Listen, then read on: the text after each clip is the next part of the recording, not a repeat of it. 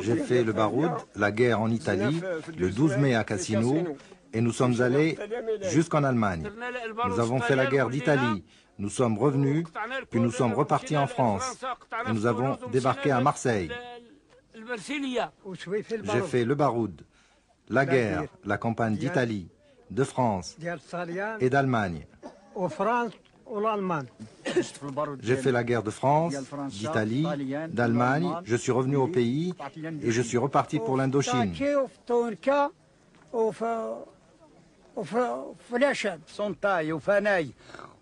Nous avons perdu 10 000 soldats en Indochine. J'ai été fait prisonnier avec le colonel Charton. Le commandant en bataille s'est suicidé. J'ai été emprisonné puis relâché le 1er janvier 1952. Nous avons combattu en France, en Allemagne, en Italie, en Indochine. On ne veut pas que la France oublie l'aide que nous lui avons apportée. Mais aujourd'hui, nous, Marocains, pensons qu'elle s'est servie de nous et qu'elle a oublié ce que nous avons fait chez elle pour ses enfants.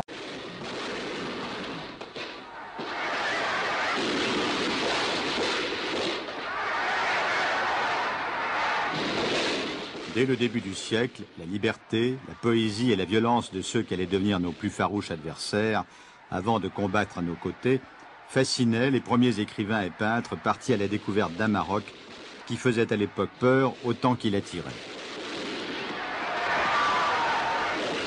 C'est Loti qui a fait, avant le protectorat, le meilleur compte-rendu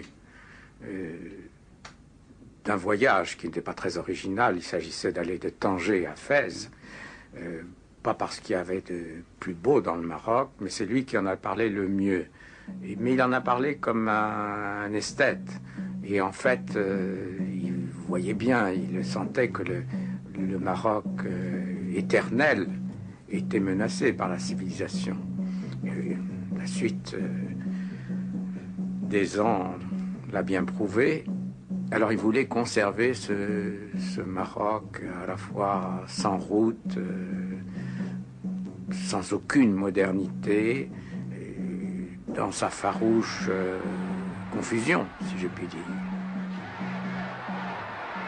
Les Français trouvent en 1912 une armée marocaine qui avait essayé de se régénérer à la manière de l'armée ottomane, de se moderniser, mais qui est en pleine déconfiture. Ça ne marche pas, ça ne prend pas, cette modernisation.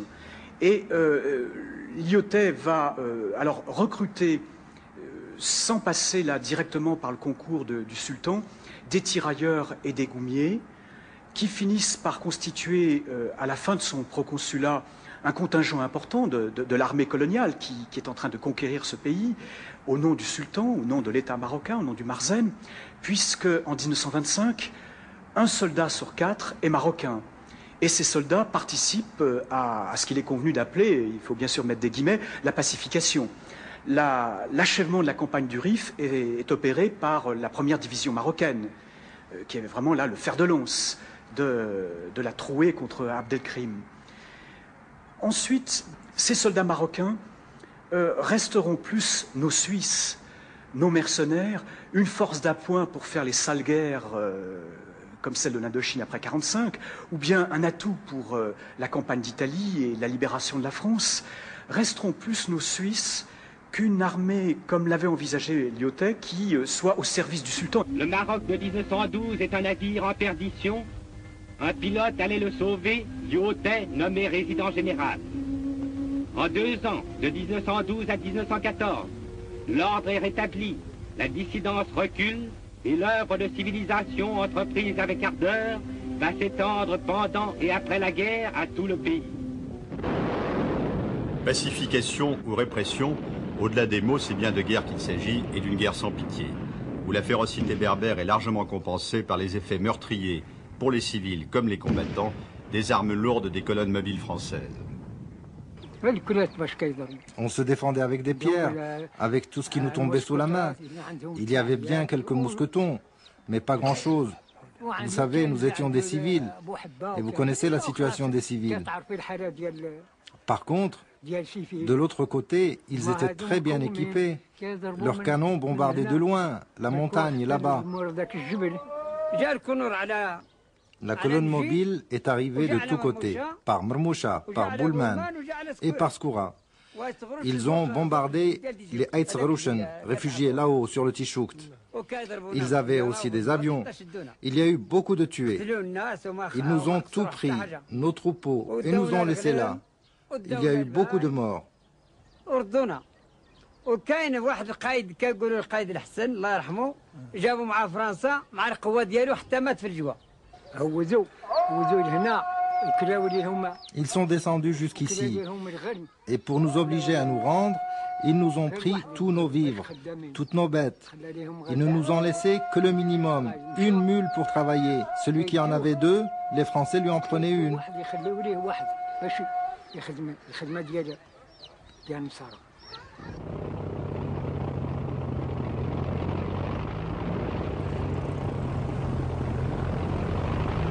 Arme nouvelle dont le coefficient psychologique fut plus important à l'époque que sa réelle efficacité militaire, l'emploi de l'aviation au Maroc préfigure les bombardements aveugles qui vont caractériser la Deuxième Guerre mondiale. La France est arrivée à pacifier le Maroc grâce à l'aviation, surtout grâce à l'aviation. Oh, s'il n'y avait pas d'aviation, je crois qu'ils ne seraient pas vaincus, les Marocains. Moi, j'étais jeune, j'avais 12 ans. On était dans la tente mosquée. On faisait l'école coranique. Il y a un maître qui est à côté de nous. Il y a deux avions qui surgissent. Ils ont bombardé atrocement. Nous, les petits, nous avons pris la fuite dans la forêt. Nous sommes grimpés sur des arbres. Le frère était assez vieux, il n'a pas pu s'enfuir, il a trouvé la mort. Et une femme aussi qui était en train de moudre du blé, elle a trouvé la mort. Puis un cousin à moi qui est blessé. Et ils ont tué presque tout le bétail. Les vaches, les chèvres, les troupeaux. Et les deux avions sont retournés vers Ahirmoumou. Ils passent sur une assemblée de dissidents qui ont tiré dessus. Chasse-peau, les vieux fusils de la guerre de 70, contre des blindés, le combat était perdu d'avance. Mais il allait révéler les incomparables vertus guerrières de nos adversaires. Celle qui fut la plus populaire de nos guerres coloniales fut aussi une des plus longues et des plus meurtrières. Rien que pour réduire les Berbères du Rif, menés par Abdelkrim, de 1921 à 1926, il fallut au futur maréchal Pétain 160 000 hommes et de l'armement lourd. En 1934, quand la pacification fut achevée, on dénombrait officiellement du côté français 8 622 morts. Du côté marocain, il n'existe aucun chiffre précis, mais les estimations se montent à 100 000 morts.